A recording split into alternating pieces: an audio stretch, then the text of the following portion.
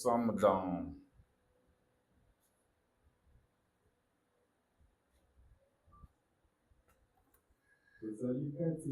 Psaume 14, 1 à 3. Nous prendrons de nouveau Ecclésiaste 7, 2.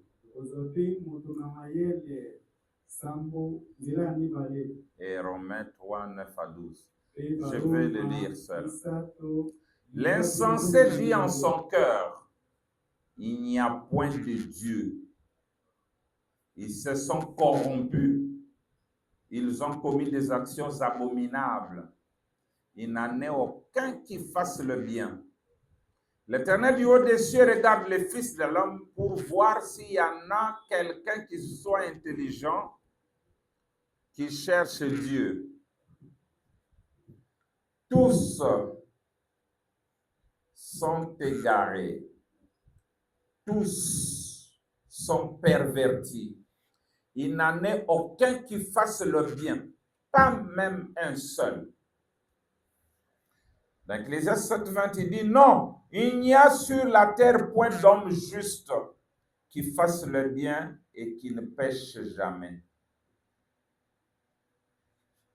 Romains 3, 9 à 12. Quoi donc? Sommes-nous plus excellents? Nullement. Car nous avons déjà prouvé que tous, juifs et grecs, sont sous l'empire du péché.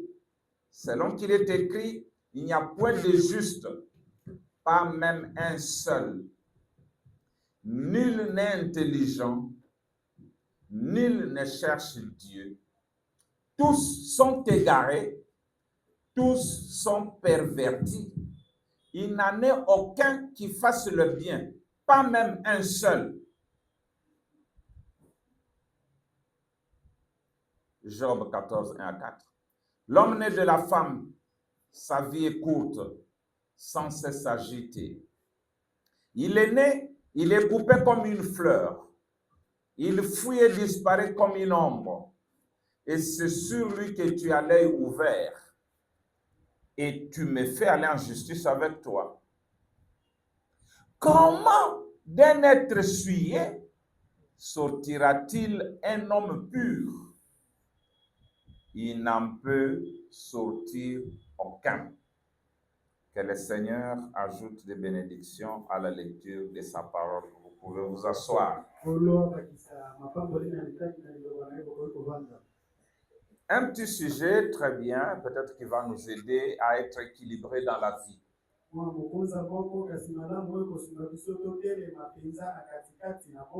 Qui peut imaginer le sujet? Le mystère des écrits sur les sables.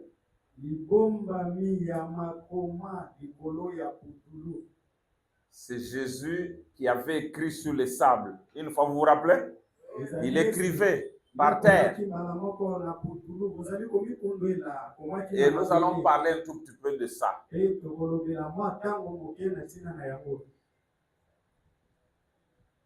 Dieu a écrit avec sa propre main combien de fois?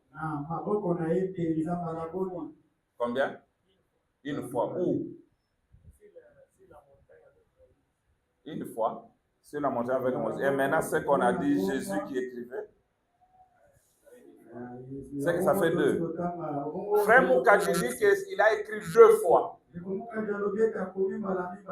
Sœur Sarah dit 3 fois. Oui. Frère Caleb et sœur Sarah disent qu'il a écrit 3 fois. Où et où? Hein? Oui, quand il écrivait la loi. Ézéchias, il n'a pas écrit. Daniel, tu veux parler de Daniel? À Babylone. Quand la main a écrit Mene, Mene, Tekel. Ok. 2e fois. Et 3e fois? Jésus. C'est ça, frère Caleb. Qui dit autre? Qui a une autre? Ça, quelqu'un a chanté qu'il a écrit 3 fois. Un artiste a chanté ça. Qui a une autre opinion?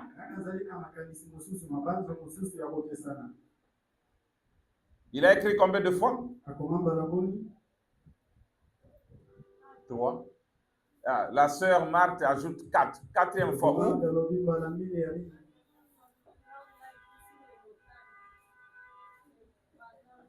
Hein, là, la création, non. Nous lisons quand il a pris son doigt, il a écrit avec une écriture.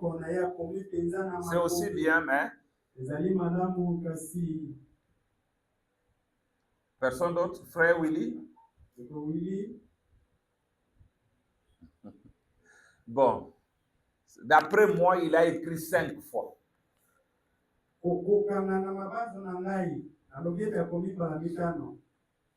La première fois, il a écrit sur les 2 tables de loi, sur la montagne de Sinaï. La deuxième fois, il a écrit à Babylone. C'est ce que vous avez dit, devant le roi Belchastar. La troisième fois, il a écrit devant le juif là qui accusait la femme. La quatrième fois, il a écrit au Branham Tabernacle devant des centaines de gens. Dieu est descendu, il a écrit les 7 âges de l'Église. Et la cinquième fois? La cinquième fois, il a écrit dans les montagnes. Il est descendu, il a écrit sur le roc, il a écrit aigle blanc. Et frère Branham est allé prendre son appareil photo, il a photographié ça. Je vais vous montrer ça ce matin. Donc,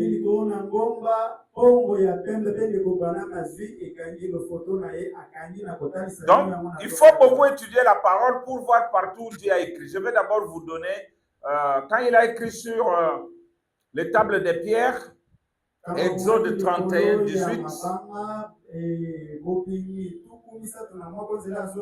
il dit, lorsque l'Éternel lui achevait de parler à Moïse sur la montagne de Sinaï,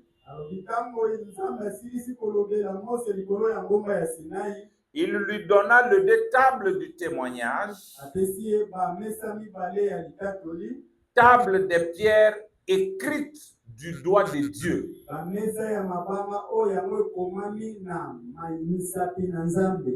Très bien. Ok, je vous pose la question, c'est où? Vous ne parlez pas, c'est où? J'ai donné quelle référence?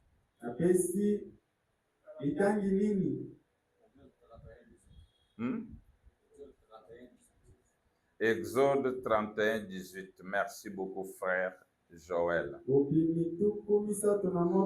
Alors, la deuxième fois qu'il a écrit, c'est dans Daniel 5.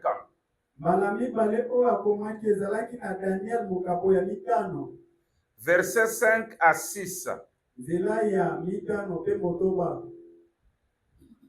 Il a écrit, il a dit ceci, en ce moment, apparurent le doigt d'une main d'homme et ils écrivirent en face du chandelier sur la chaux de la muraille du palais royal. Le roi vit cette extrémité de main qui écrivait. Alors, le roi changea de couleur et ses pensées le troublèrent. Les jointures de ses reins se relâchèrent et ses genoux se heurtèrent l'un contre l'autre.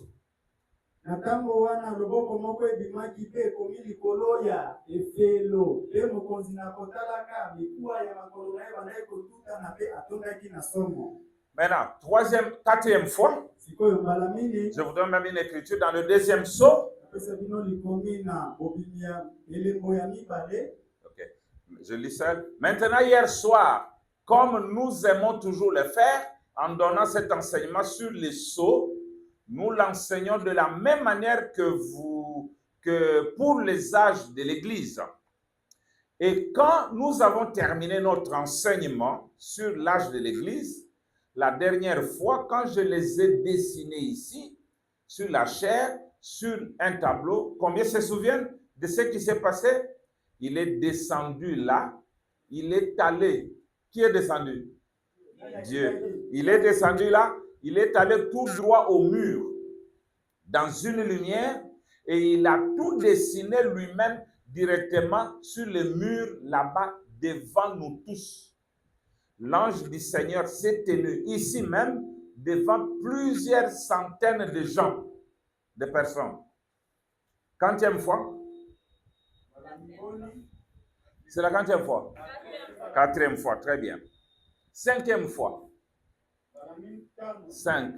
Il dit ceci. Je suis sur les ailes d'une colombe. 210 jusqu'à 212. Il retourna le troisième jour. J'ai grimpé très haut. Beaucoup parmi vous connaissent la vision du chef indien chevauchant sur cette petite muraille vers l'ouest. Quelque chose m'a tiré vers un gros rocher aux environs de midi et m'a dit: appuie tes mains contre cela et prie. Dieu au ciel, ce que ceci est vrai. J'ai appuyé mes mains contre le rocher, levé les yeux vers le ciel et commencé à prier. Et j'ai entendu une voix qui sautait du sommet des rochers disant: sur quoi es-tu en train d'appuyer ton cœur? Et je me suis redressé comme ceci, les épaules nues, le torse nu. J'avais chaud. Je regardais derrière moi. Et là, dans le quartz, dans la pierre, c'était écrit White Eagle, aigle blanc. C'est exactement ainsi que viendrait, d'après la vision, le prochain message. J'étais si excité que j'ai couru à la maison et j'ai pris un appareil photo. Je suis revenu le lendemain et j'ai pris une photo de cela. C'était toujours là écrit dans la roche, White Eagle. D'accord? Je vais vous montrer la photo de ça. Tout le monde va voir ça. Et après, je vais vous poser une question. Si vous regardez à la brochure, les ailes d'une colombe, à l'endroit là, on a mis la photo. Vous pouvez la tirer à partir de là. Regardez. Qui ça apparaît à photo. Bakomini. Otangini. Aigle. Aigle. Vous ne savez pas voir? Lunettes sur ma cassette. Vous avez vu? Il faut tout faire pour que ça n'entre pas en veille. Vite, vite. Vous touchez l'écran pour que ça n'entre pas en veille, que chacun voie, et puis je vous pose une autre question. Je n'ai pas encore commencé mon message. Là, je vous montre seulement, parce que nous parlons des écrits sur le sable. Je vais seulement vous montrer que Dieu a écrit 5 fois. Ça, c'est la 5e fois. Donc, Dieu sait utiliser l'alphabet. A, B, C, D jusqu'à Z.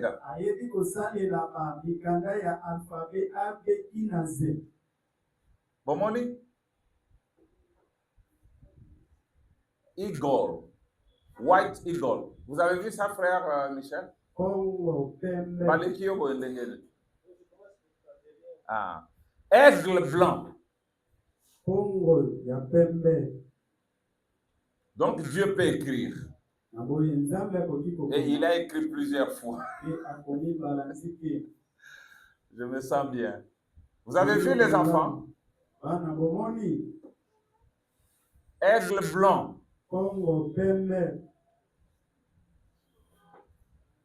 Et je vais vous dire quelque chose qui va peut-être vous étonner tout à l'heure, dès que tout le monde finit de regarder. Vous avez vu? C'est écrit quoi? C'est pas écrit aigle, c'est écrit eagle. C'est en anglais. Dieu a parlé anglais en ces derniers jours. Il a voulu que le message nous vienne en anglais. C'est pourquoi quand Jésus dit Jésus c'est 5, la grâce. Non, il dit foi, la foi, c'est 5, la grâce. Or, dans la foi en français, c'est 3 lettres. Pour que ça donne 5, il fallait faire 5. Donc, le message est exprimé en anglais.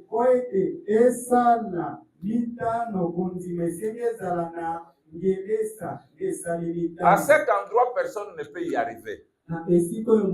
Ça, c'est d'abord un détail que je vous donne. Ici où Dieu a écrit aigle, personne ne peut y arriver.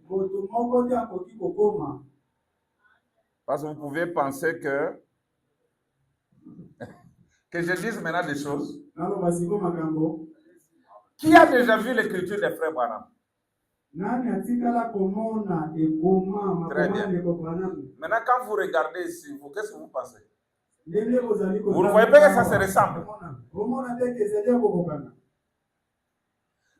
Dieu, on a beau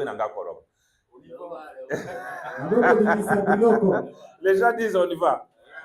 Un jour, Joseph, vous savez que Joseph était un prophète. Il regarde au ciel, il voit une main. Il demande à papa, Jésus a la main comme la tienne?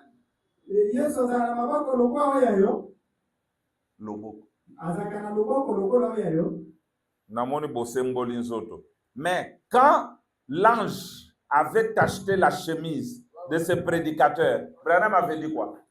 Amenez-moi cette photo, je vais poser ma main gauche. Elle correspondra exactement. Donc aujourd'hui, Dieu s'est identifié dans l'homme et par l'homme.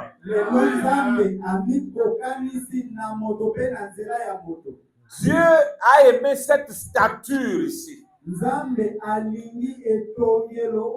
Et souvent, les hommes que Dieu a utilisés ne sont pas des hommes grands comme nous autres. Ces messagers, c'était des petits hommes.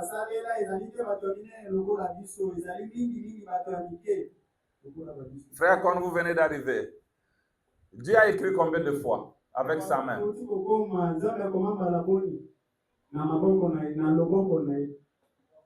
3 fois. Demandez à la sœur à côté de vous. Elle a écrit combien de fois? 5 fois. Saphira est morte parce qu'elle était venue en retard. Il s'est déjà entendu avec Ananias que nous avons vendu à tel prix. Mais si elle était là quand elle a vu son mari mourir, elle n'allait pas répéter les mêmes mensonges. Elle allait rectifier ça. Donc, nous avons vu que Dieu a écrit 5 fois. Mais nous sommes intéressés par la 3e fois qu'il a écrit. Et je crois que ceci va nous aider. C'est maintenant que nous commençons la prédication. C'est dans Jean 8, 2 à 11. Il dit, mais dès le matin, il alla de nouveau dans le temple. Et tout le peuple vint à lui. S'étant assis, il les enseignait. Alors les scribes et les pharisiens amenèrent une femme surprise en adultère. Et la plaçant au milieu du peuple, ils dirent à Jésus, Maître, cette femme a été surprise en flagrant délit d'adultère. Moïse, dans la loi, nous a ordonné de lapider de telles femmes. Toi donc, que dis-tu? Que dis-tu? Il disait cela pour l'éprouver, afin de pouvoir l'accuser.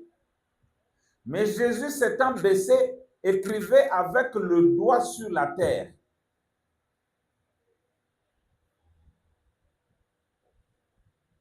Comme il continuait à l'interroger, il se releva et leur dit, que celui de vous qui est sans péché, jette le premier la pierre contre elle. Et s'étant de nouveau baissé, il écrivait sur la terre. Quand ils entendirent cela, accusés par leur conscience, ils se retirèrent l'un à un, depuis le plus âgé jusqu'au dernier. Et Jésus resta seul avec la femme qui était là au milieu. Alors, s'étant relevé, ne voyant plus que la femme, Jésus lui dit, « Femme, où sont ceux qui t'accusaient? Personne ne t'a-t-il condamné? » Elle répondit, « Non, Seigneur. » Et Jésus lui dit, « Je ne te condamne pas non plus. Va et ne pêche plus. » Donc ici, C'est le Dieu du ciel qui a quitté la forme de l'esprit. Il a pris la forme humaine d'un homme appelé Jésus.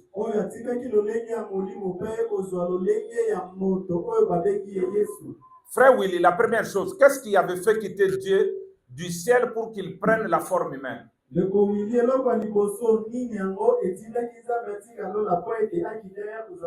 Parce que j'entendais le Messie. Mais le Messie venait à cause de quoi? Pourquoi? Allez-y, frère.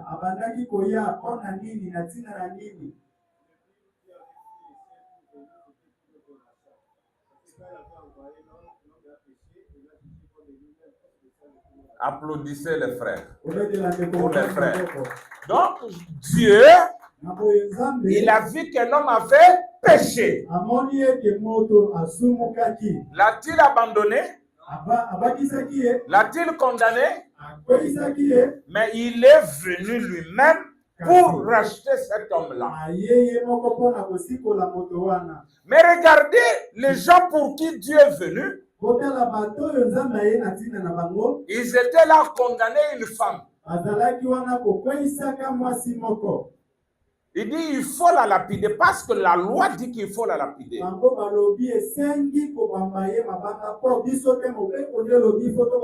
Jésus n'a pas voulu répondre directement en disant non, la loi là est déjà dépassée. Parce qu'il savait qu'il cherchait à l'accuser. Il a laissé agir leur conscience. Il dit vous tous là qui avez des pierres en main. Écoutez, Jésus n'a pas dit que celui qui n'a pas commis d'adultère jette. Non. Il a dit que celui qui n'a pas de péché. Comment il a dit? Il dit que celui de vous qui est sans péché jette le premier la pierre contre elle.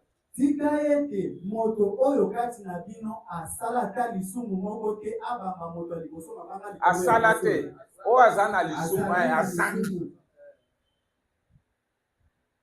La Bible dit, accusés par leur conscience, ils se retirèrent un à un. Qu'est-ce que ça veut dire? Que tous avaient péché.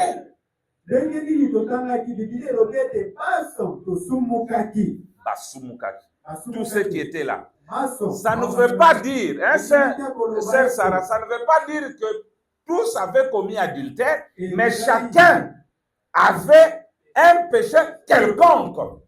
Ils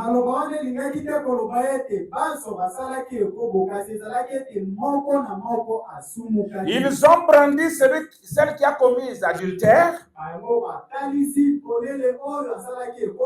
mais on laissait les voleurs, on laissait les menteurs, on laissait les convoiteurs, on laissait les brigands. Mais ils ont présenté un seul péché qui était l'adultère. Mais Jésus voulait leur montrer que elle c'est l'adultère, mais vous c'est le mensonge. Vous c'est le vol. Vous c'est la brutalité. Et quand la conscience a travaillé, chacun s'est retiré. Ils n'ont pas pu condamner la femme. Ils n'ont pas pu la lapider. Maintenant, écoutez ce que... Oh là là, merci. C'est ce que Romain dit. Romain 3. Maintenant, nous avons commencé. Romain 3, 21, 24. Même maintenant, sans la loi, est manifestée la justice de Dieu à laquelle rendent témoignage la loi et les prophètes. Justice de Dieu par la foi en Jésus-Christ. Pour tous ceux qui croient, il n'y a point de distinction, car tous ont péché et sont privés de la gloire de Dieu. Combien ont péché? Combien? Tous. Même Adam, Moïse, Abraham, Jean, Pierre, Paul, Branham, et nous, et Jésus. Oui.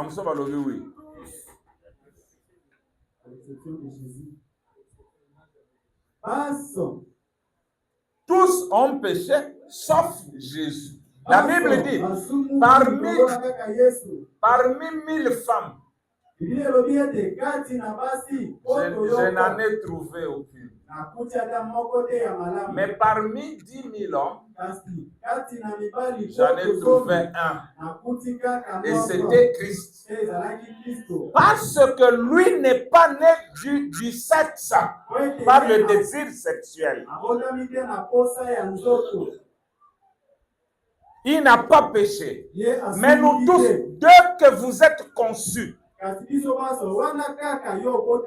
non, conçus, vous êtes déjà pécheurs.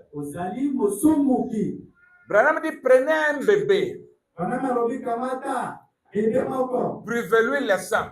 Il commence à rougir, à gigoter. Il dit, qui lui a appris ça?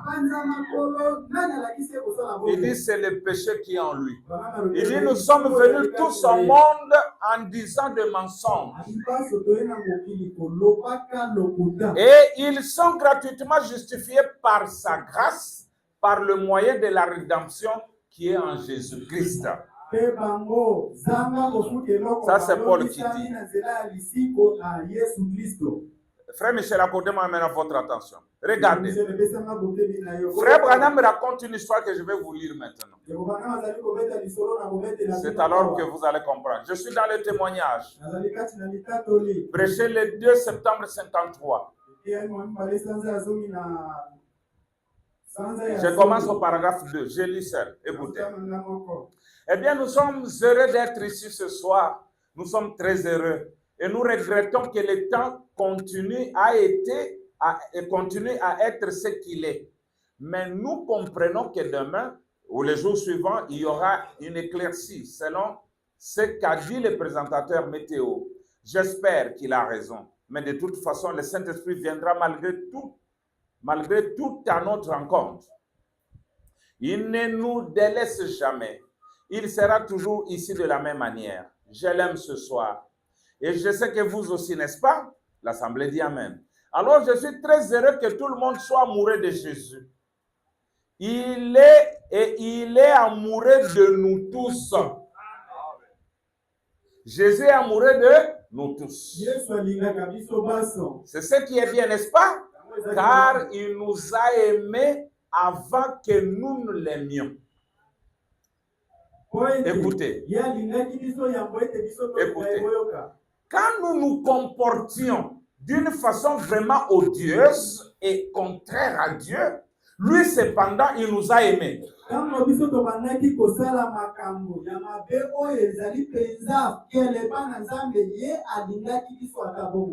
C'est-à-dire, quand nous nous comportions mal, malgré tout cela, Dieu nous a aimés.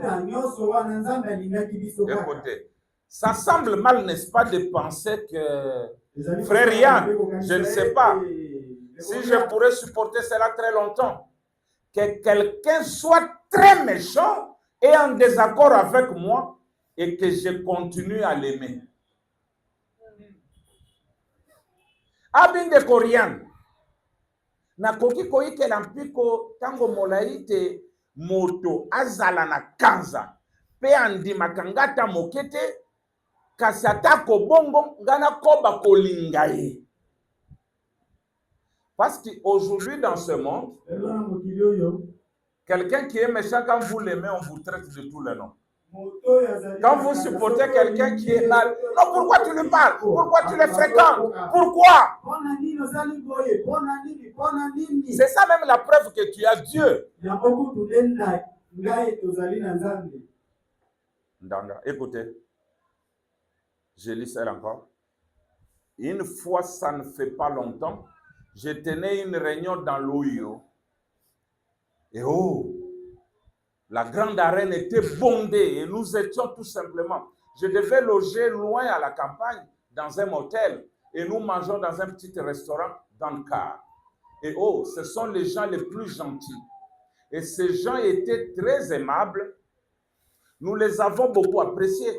Et alors, le dimanche, ils ont bien sûr fermé. Nous devions traverser la rue, traverser la route pour aller à un petit endroit.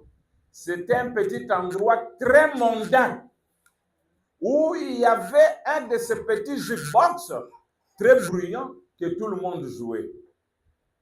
Frère, l'homme qui ôtera ces choses de cette nation, je voterai pour lui.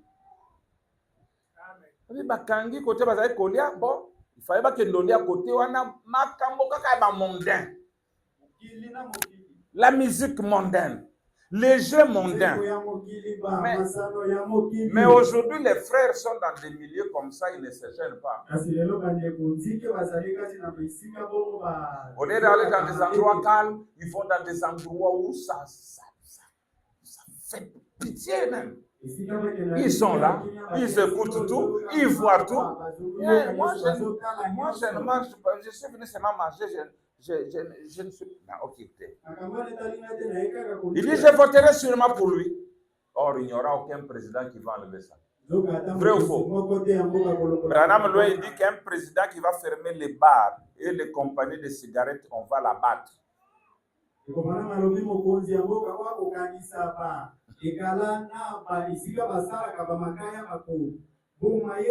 Les brasseries, qui peut ce véhicule, même s'il crée l'embouteillage, sinon il y a aussi c'est eux qui règnent, qui dirigent les nations, les multinationales. Maintenant, Branham dit que l'homme qui va ôter ces choses de cette nation, je voterai pour lui. Or, il n'y aura personne qui peut enlever ça. Donc, il ne votera pas. Moutambete venu, il avait menacé les bars. Est-ce que même un seul a fermé?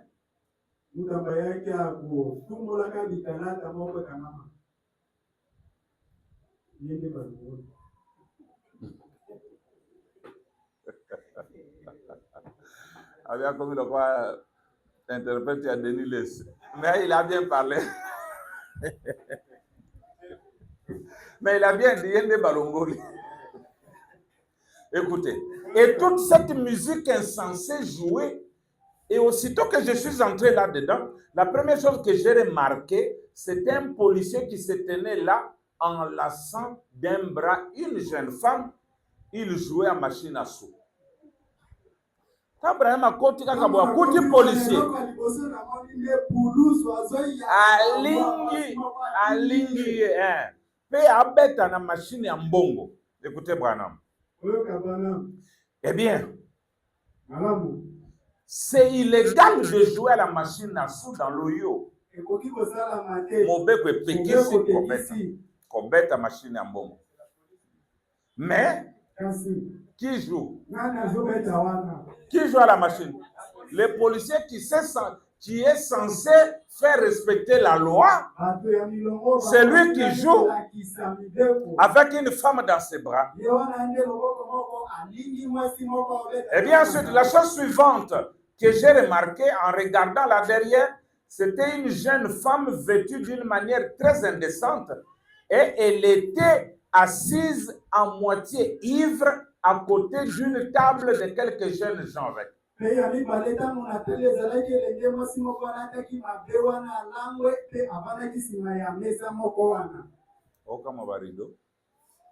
Et j'ai vu assise à ma droite, et j'ai vu assise à ma droite une femme âgée d'environ 65 ans, je pense. Et elle était vraiment à moitié nue. Vous savez. Et ses lèvres étaient peintes en bleu. Les ongles et les pieds étaient peints avec la même couleur. Et oh là là, je me suis dit, c'est affreux. Et je me suis mis à réfléchir. Suivez bien, ma soeur frère Branham. Et je me suis mis à réfléchir. Mes petites Sarah et Rebecca vont-elles devoir grandir dans une telle affaire?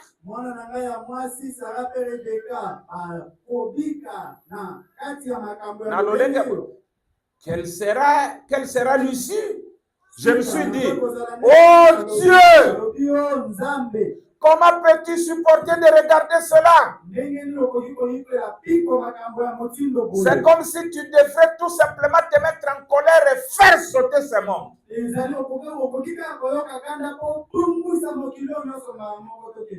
Donc, quand Branham a vu ça, il dit non, Dieu a les fait exploser, c'est pas possible.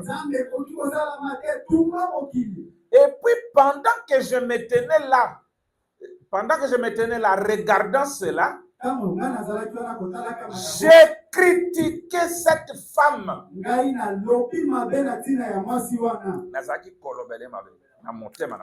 J'ai critiqué cet officier dans mon cœur.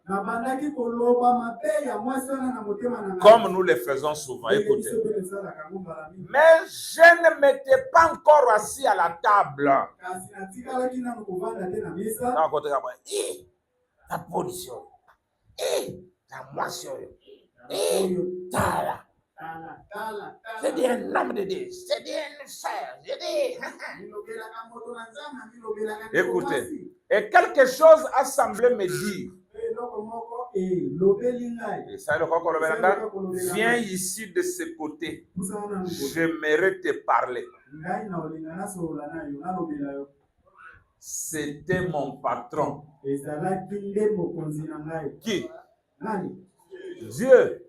Quand Branham critiquait, quand il regardait ça d'un mauvais œil, Dieu lui dit, viens à côté, je vais te parler. Il lui donne une vision. Il me semblait voir le monde. Et autour du monde, il y avait un arc-en-ciel. Et cet arc-en-ciel représentait le sang de Jésus-Christ. Et si jamais ce sang quittait là, Dieu ne pourrait pas regarder ce monde une seule fois. Il les détruirait. Ce sang de Christ est la seule chose qui nous garde de la colère de Dieu ce soir. Et savez-vous, n'eût été cela, il n'existerait plus de monde dans l'espace de 5 minutes. Dieu ne peut pas regarder le péché en face. Et la raison pour laquelle il ne voit pas ce monde, c'est parce que le sang de Jésus-Christ le garde loin du péché. Si je pouvais regarder et voir une pareille scène, ce serait fini.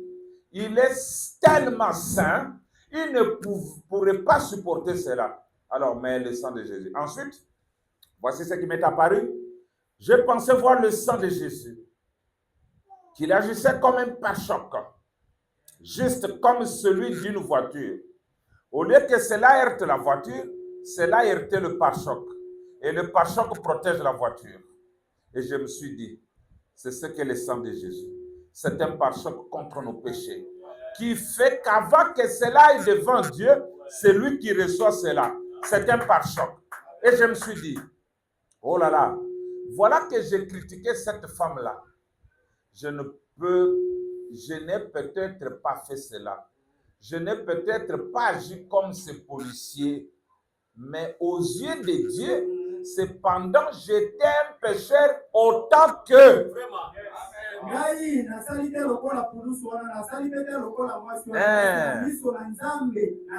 Nous avons vu que ces gens qui voulaient lapider la femme n'ont pas fait comme la femme.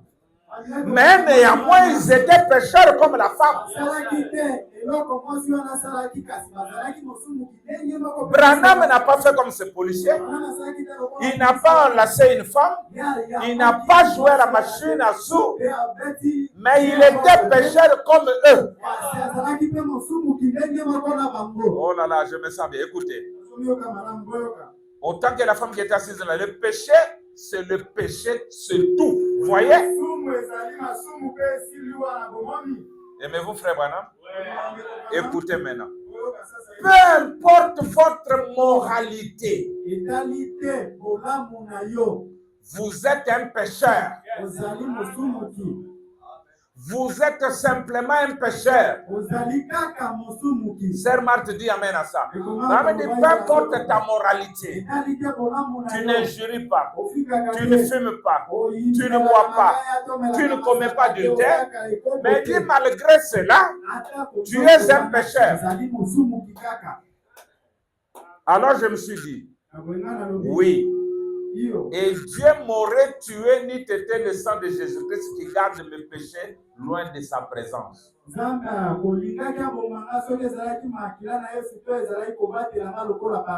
Écoutez. Et alors quelque chose est venu vers moi et a dit, oui, je te pardonne. Mais toi, tu veux la condamner.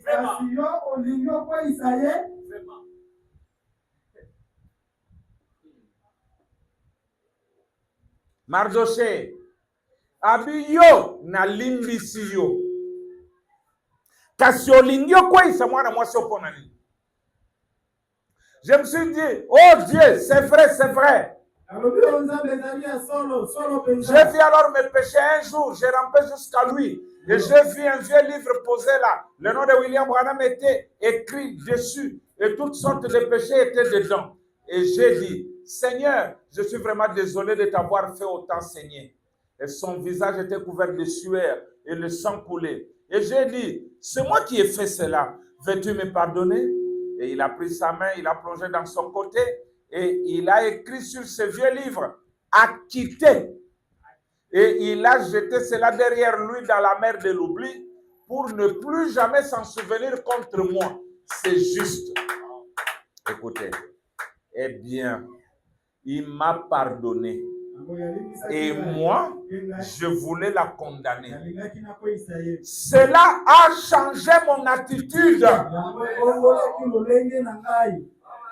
Toi qui condamnes les frères et sœurs, que cela change ton attitude.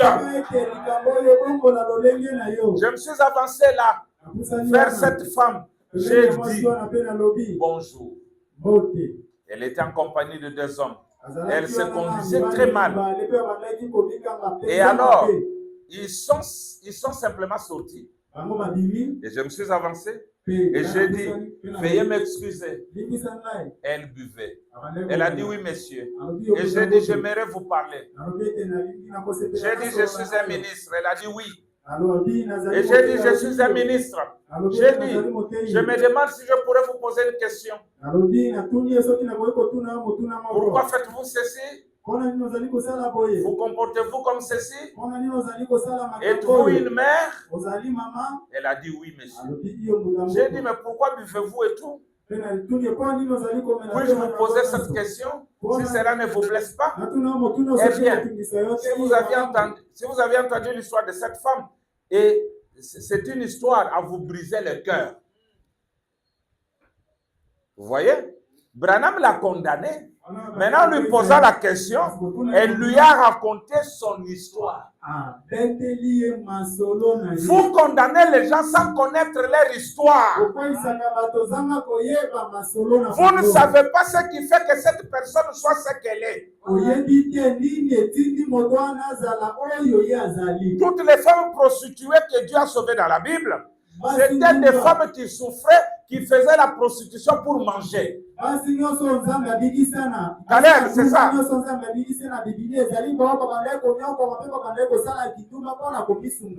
ont fait la prostitution parce qu'il fallait le faire.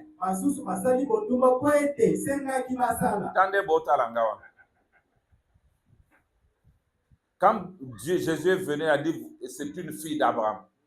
Et elle a reconnu le Messie. Écoutez, Branham. Eh bien, si vous avez entendu l'histoire de cette femme, c'est une histoire à vous briser le cœur. Elle a dit, j'étais autrefois une chrétienne. Elle a dit, si je ne me trompe pas, n'êtes-vous pas le révérend Branham qui était là-bas? J'ai dit, c'est moi. Et je lui ai raconté ce que je venais de voir. J'ai dit, je me tenais ici et je vous condamnais. Et je me disais que Dieu devrait venir détruire cet endroit avec tout ce qui se passe ici. Mais j'ai changé d'avis. Dieu m'a pardonné et j'aimerais qu'il vous pardonne. Et juste là, cet endroit, je l'ai conduite à Jésus-Christ. Amen. Vous voyez? Écoutez maintenant, Branham. C'est de votre attitude à l'égard de la chose qu'il est question. Ne condamnez pas les autres.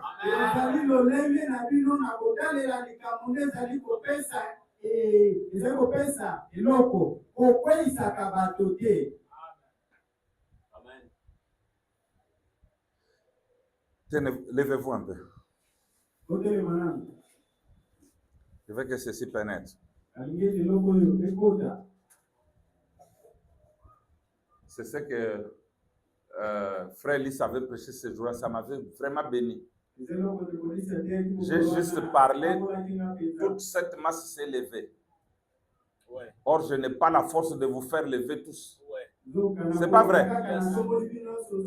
Mais je vous ai fait lever.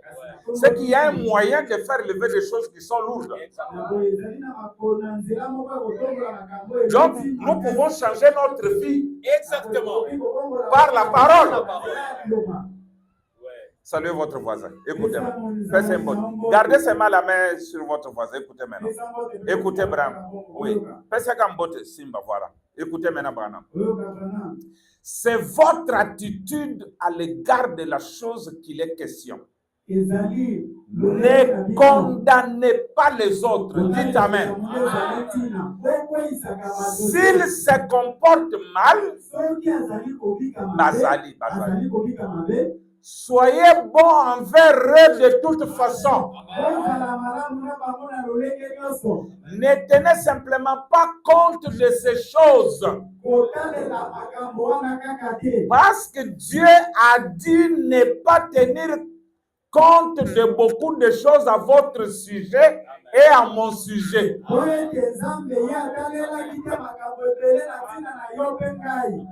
Dis à votre voisin, dans la langue que vous voulez, ne condamnez pas les autres. Dieu n'a pas dit tenir compte de beaucoup de choses à votre sujet.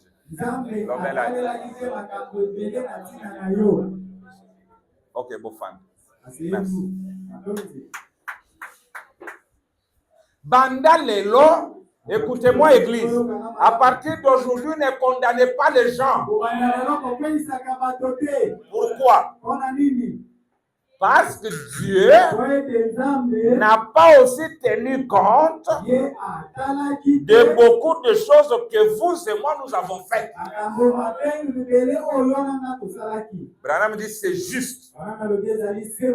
Que Dieu nous aide à avoir toujours cette attitude dans nos cœurs.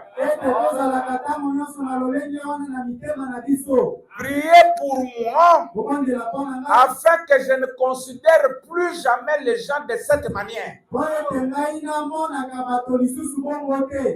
Peu importe ce qu'ils ont fait,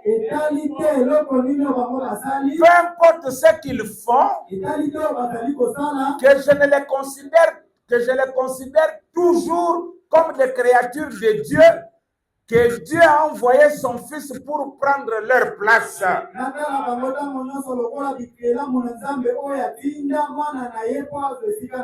Et moi, en tant que ministre, je suis reconnaissant qu'il m'ait pardonné.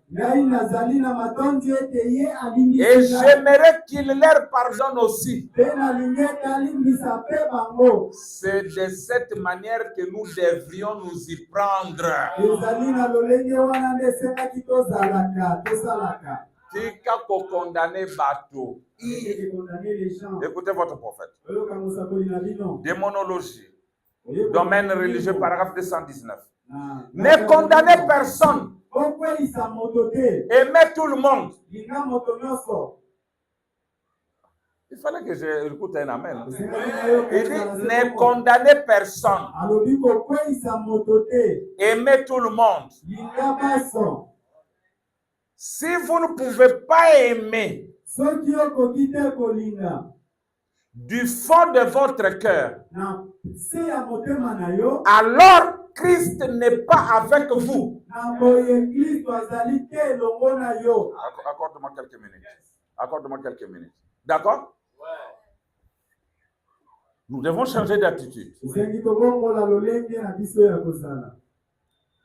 Ne condamnez personne.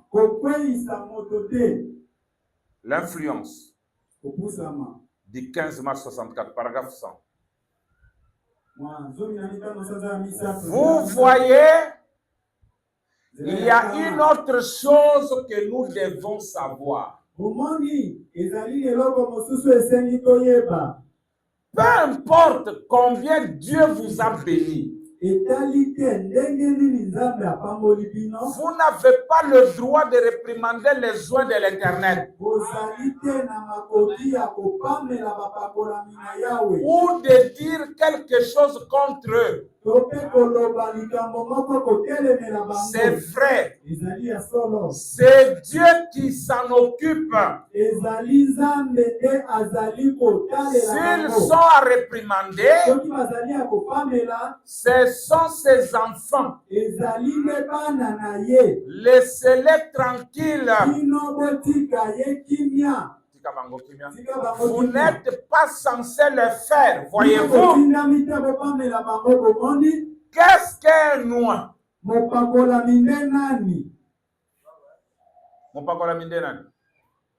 Loin de l'Éternel, c'est que...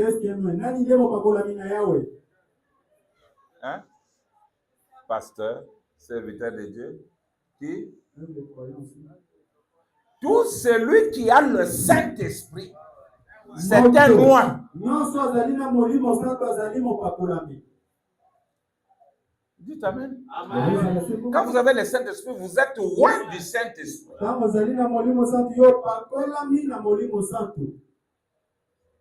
Attention. Laissez Dieu faire les choses. Expectative, prêchez le 7 février 61, paragraphe 42. Écoutez. Vous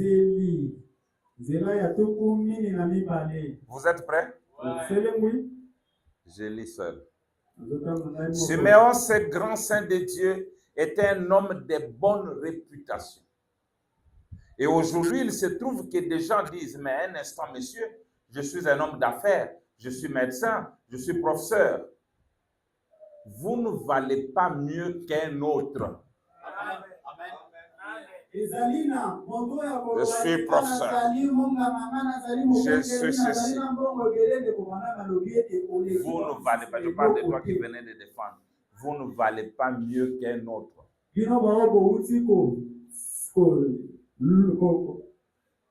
Vous ne valez pas mieux qu'un autre. Et lorsque vous pensez que vous valez mieux qu'un quelqu'un d'autre, alors vous n'êtes pas du tout ce que vous devriez être.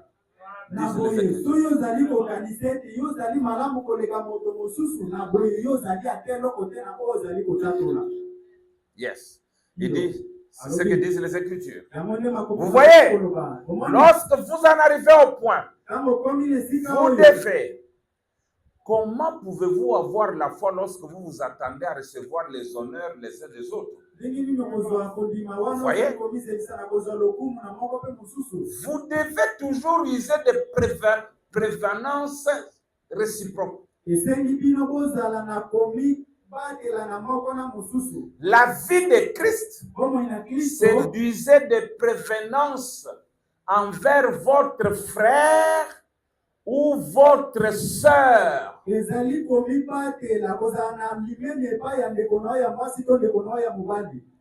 que signifie prévenance?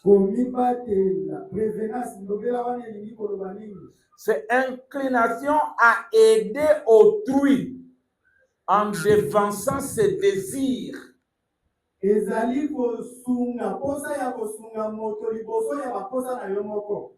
C'est une marque d'attention. Il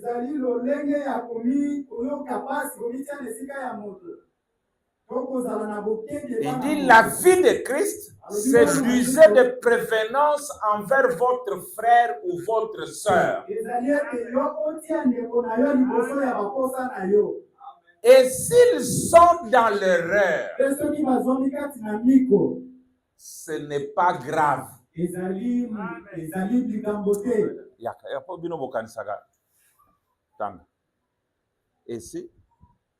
Et s'ils sont dans l'erreur, ce n'est pas grave. Dites Amen. Il continue, il dit, vous n'en ferez jamais de meilleures personnes en leur donnant des coups.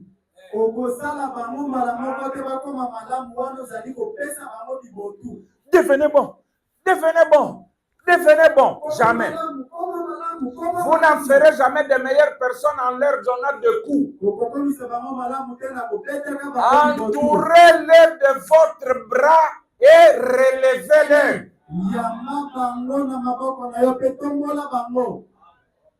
J'aime cet ancien évangile.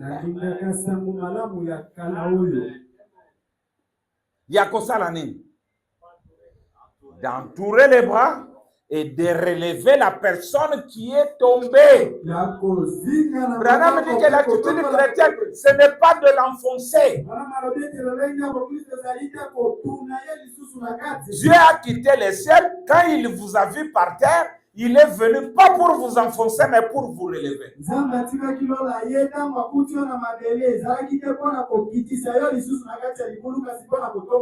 Aaron, tout est en train de s'effiltrer dans ce message. On est en train de tout perdre. Toutes les valeurs du message, nous les perdons. Aujourd'hui, c'est de l'exhibition.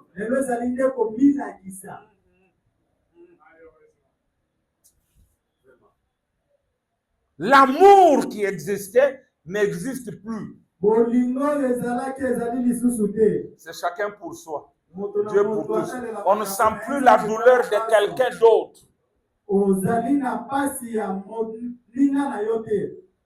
Même quand vous apprenez que quelqu'un est malade, ça devient difficile que quelqu'un prie pour cette personne-là, même quand il est à côté de lui seul. Quand quelqu'un est dans des problèmes, dans des difficultés, c'est difficile qu'il voie un Eliou qui vienne l'aider et le relever.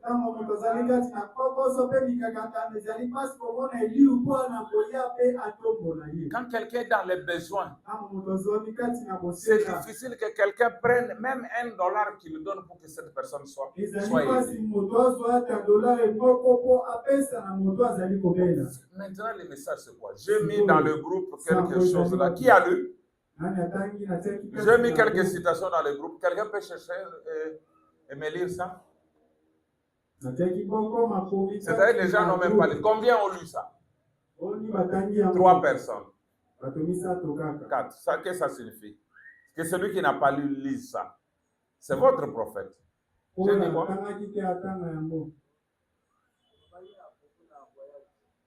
Propos à voyage. Oui, ça c'était pour remercier les gens, montrer que le voyage était très bénéfique, il y a des bénédictions. Mais il y a eu 2 citations.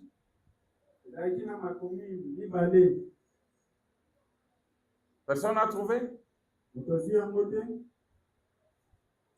citations.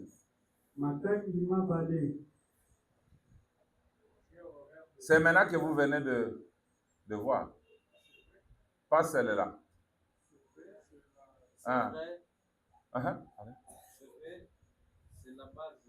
Ok, même ça, tu peux lire. Lis. Ça, c'est dans le groupe de l'église.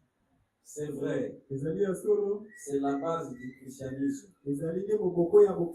S'entraider. S'assister mutuellement. Être gentil les uns avec les autres. C'est comprendre mutuellement. Ça dit quoi? Qui a saisi? La base du christianisme. Vous avez compris pourquoi je voulais que je parle aujourd'hui. J'ai un autre fichier, je voulais parler sur le mystère de la piété. Mais je vais d'abord parler de ces choses. La base du christianisme, il dit, c'est s'entraider. Et puis, s'assister mutuellement. Ensuite, être gentil les uns envers les autres. Docteur Moukadi. La base du christianisme. 1.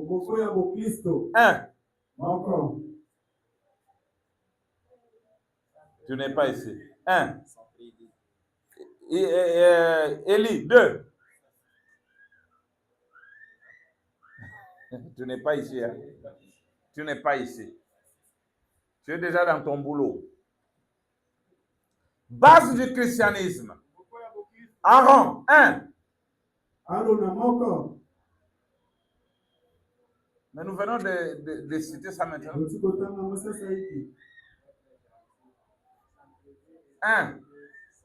S'entraider. 2. S'assister. 3. Être gentil les uns envers les autres. Deuxième citation. 4. C'est comprendre mutuellement. Quelle référence? Question-réponse. De quand? Ça va dater 15 octobre 61. Pourquoi nous mettons ces choses-là dans les groupes?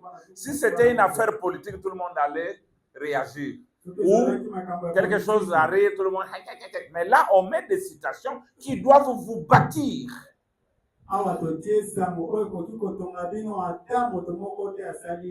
Je n'ai pas mis une seule citation. La deuxième. Frère, comme tu peux lire? Viens prendre le micro. Et où tu as un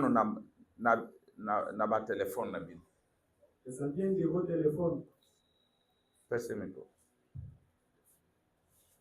Deuxième citation. Deuxième citation. Un homme qui fuit la face de l'Éternel du 17 février 65. S'il y a des étrangers avec nous, c'est un principe chez nous de ne jamais aider. Demander, soutirer l'argent des gens. On fait passer les plateaux à offrande et c'est seulement un geste religieux.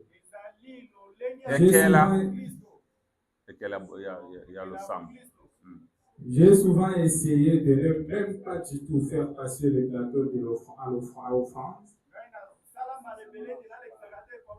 mais ça ne marche pas. Vous voyez, c'est que donner. Écoutez, suivez bien. Donner, ça fait partie de notre religion. Donner, ça fait partie de notre religion. Donner à qui? À tout le monde. Enfin, à tout le monde. Voilà. On ne peut pas être une église prospère si ces choses ne sont pas observées. Lisez. Donner. C'est que donner, ça fait partie de notre religion. C'est une partie de notre devoir.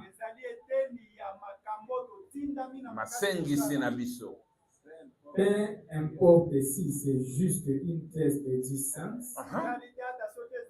ou quoi que ce soit, ou une pièce d'1 cent, c'est... Quand un frère est dans les besoins, on dit tel frère est dans les besoins, on ne te demande toujours pas $1 milliard.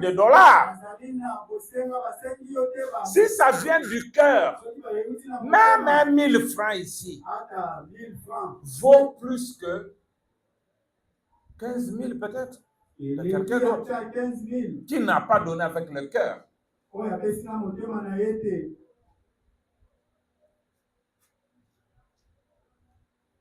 Voilà. Délivrance totale. Paragraphe 59. Écoutez, si un membre commet une erreur,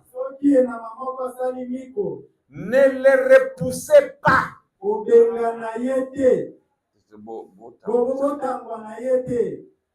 Aidez-le. Relevez-le.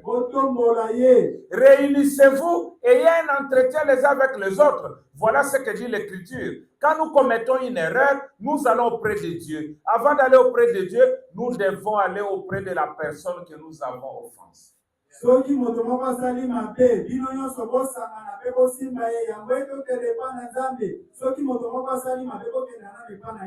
Ces principes donnent la puissance et la force aux croyants.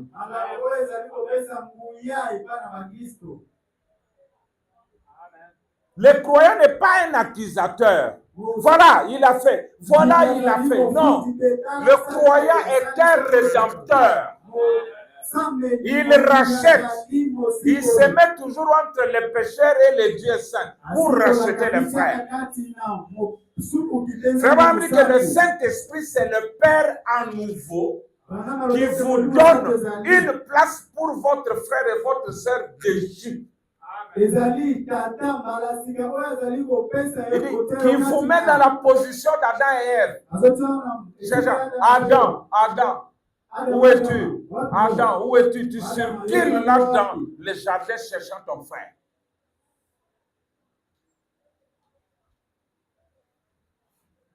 Écoutez. Question-réponse du 15, c'est là, du 15 octobre 61, la même brochure 34. Et je ne dis pas qu'en face, je ne le dis pas qu'en face, je le dis derrière son dos. Et vous le savez. Je connais frère Neville depuis mon enfance. Voyez? Et je sais que si je crois ceci. Il est qui? Sœur Maminane, frère Neville, il est sujet à l'erreur.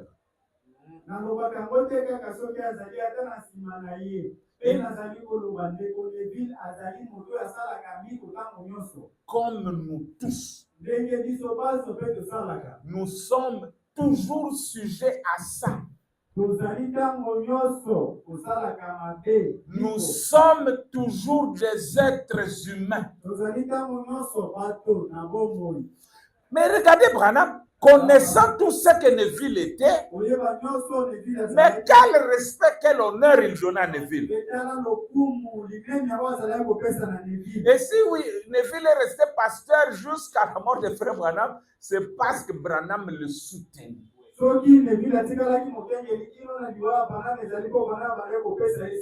quand Branham est parti, ça n'a pas traîné. Une fois, j'avais prêché un message. Si l'esprit qui était en Branham est en vous, vous ferez comme Branham. Branham dit que si l'esprit de Beethoven est en vous, vous allez aussi faire les œuvres de Beethoven. Et si l'esprit de Christ est en vous, vous ferez les œuvres de Christ. Vous ne pouvez pas être disciple de William Branham, mais agir autrement. C'est que vous ne l'avez jamais. Vous ne l'avez jamais eu comme maître. Alors quand on accusait cette femme, Jésus disait non. Bozone qui Satan abino pamba. Vous aussi. Vous. Yeah. Un jour, je vais vous faire rire. Quand frère Branham convertit Banks-Hood, qui était un témoin de Jéhovah, vous savez que les témoins de Jéhovah sont déjà difficiles à convertir. Alors toute la famille était montée contre frère Branham.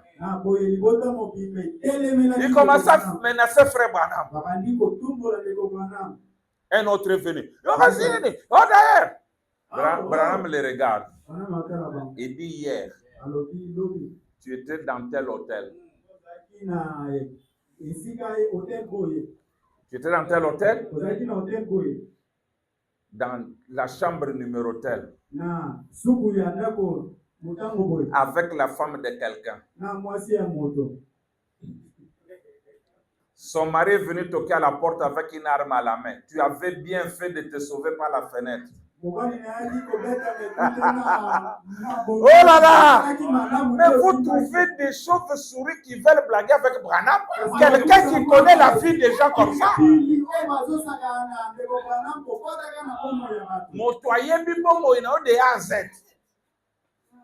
C'est aussi un accusateur avec la paix. Azuka Libanga qui dit, lui aussi s'est converti. Frère, la plupart des gens qui pointent le doigt sur les autres, c'est la majorité, c'est eux qui ne sont pas en ordre. Moïbi Alingamba Ibaete.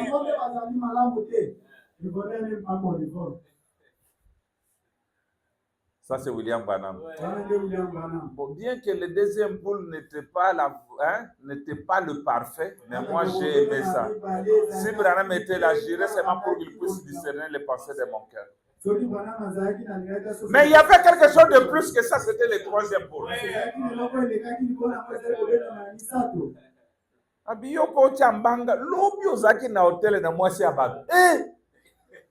Alors, Banks n'a pas eu tort de se convertir à cette religion. Ça, c'est Dieu dans la chair.